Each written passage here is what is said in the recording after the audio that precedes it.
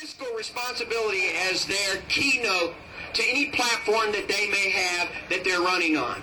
He is a Louisville City Councilman and a friend of mine, Mr. What is your name? No. Lathan Watts.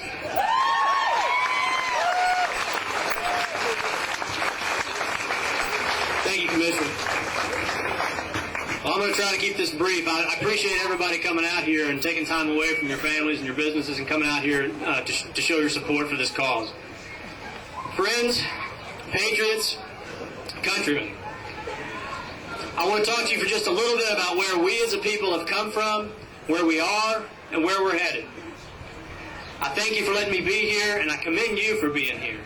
Your presence here is just an outward display of your inner zeal, your inner dedication to the ideals this country was founded upon. That's one of the things that sets our country apart from any place in the world. We were founded on ideals. We were founded on aspirations. We were founded on people's dreams.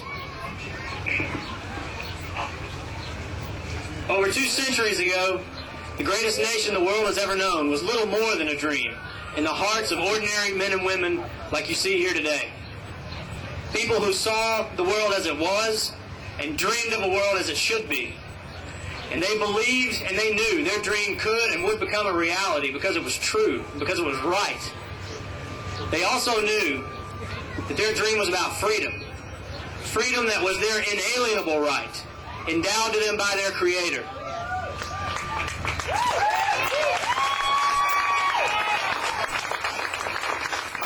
And they knew that to make that dream a reality would require great sacrifice on their part. They knew that the blessings of liberty they would endeavor to secure would only begin in their lifetime. They knew that they were not just fighting for themselves, they were fighting for us, their posterity. And this they gladly did, because they were unwilling to pass on to their children and their grandchildren the same burden that had been upon their forefathers and was currently upon them. So when they were laid to rest in the earth, made sacred by their own blood, they pillowed their heads on the breast of their Maker in clear conscience, knowing they had given all. They had held nothing back for the cause of liberty.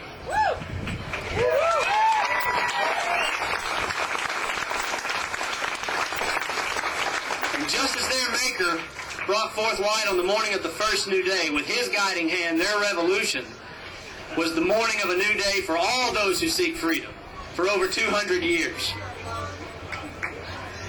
But that was a different time and a different era. Or was it?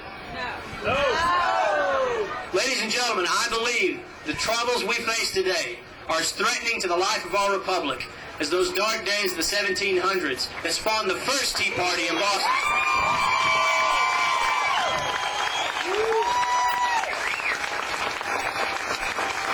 You could argue that the troubles we face are even more perilous because our liberty is not under threat by a king on a distant throne, but from within the marble halls of our own Capitol in the White House.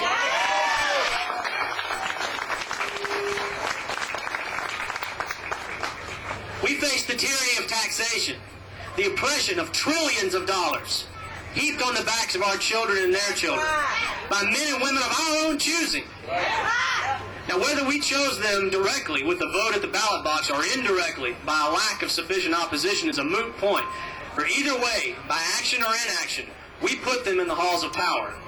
But, thank God, we the people can rise up and just as easily remove them. There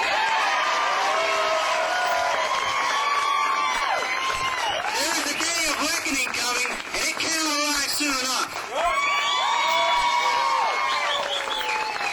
These charlatans of socialism ignore decades of government interference into multiple sectors of our economy, which has led to this unprecedented fiscal crisis. They tell us that more government interference is the remedy, and have the audacity to call that change. They print and spend trillions of dollars, backed by the taxes of future generations, to bail out companies they tell us are too big to fail. When common sense tells us those companies have already failed.